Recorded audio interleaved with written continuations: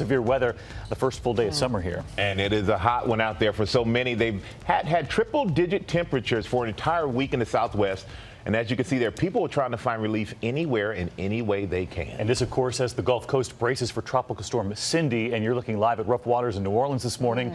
There are actually urgent warnings this morning about the heavy rain that could cause life-threatening flash floods. We want everyone to take this seriously.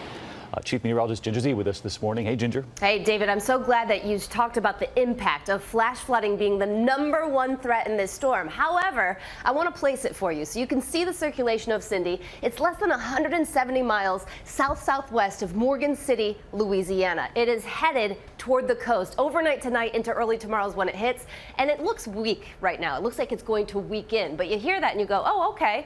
Don't let that fool you. You still could see waterspouts turning into tornadoes. That's why we have a tornado watch from parts of central southern Louisiana up through the panhandle of Florida along the Gulf Coast, and those tropical storm warnings and flash flood watches that stretch into Georgia. Guys, this is a huge storm, and we've got Eva Pilgrim on the ground in New Orleans this morning. Eva?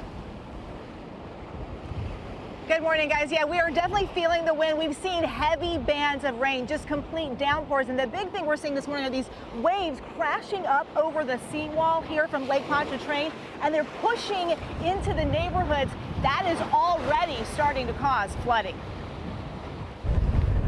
Overnight, Tropical Storm Cindy moving in and dumping heavy rain along the Gulf Coast. Flooding concerns prompting the governor of Alabama to declare a state of emergency. In Gwinnett County, Georgia, this family had to be rescued after their home was overtaken by floodwaters. The downpour and waterspouts leaving Florida beaches deserted. In New Orleans, along Bourbon Street, people ducking into bars to escape the rain. And miles off the Louisiana coast, It's blowing bad out here. oil companies quick to get workers off those rigs. The big fear, flooding. People racing to protect homes. Workers building a levee 4.5 feet tall and more than a mile long. It is a serious event that's not only going to bring us rain and wind, but it's going to bring us water. After Hurricane Katrina, the U.S. Army Corps of Engineers spent $14.5 billion on one of the world's most remarkable hurricane protection systems to encircle New Orleans.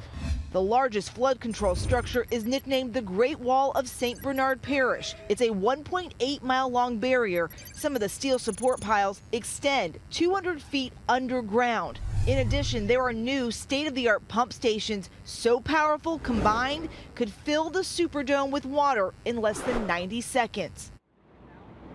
I just want to show you some of the flooding we're starting to see. You can see that water filling up this area here. We're already down to just above my ankle right here, just right about my calf or so. And that's one of the things that the emergency management people were telling us yesterday is a major issue here is once that water gets in, there's no way for them to push it out. The waves don't go out on their own and push the water out. They have to physically remove it. And that is why those pumps are so critical, guys. They really are, and we are thinking everybody down that way.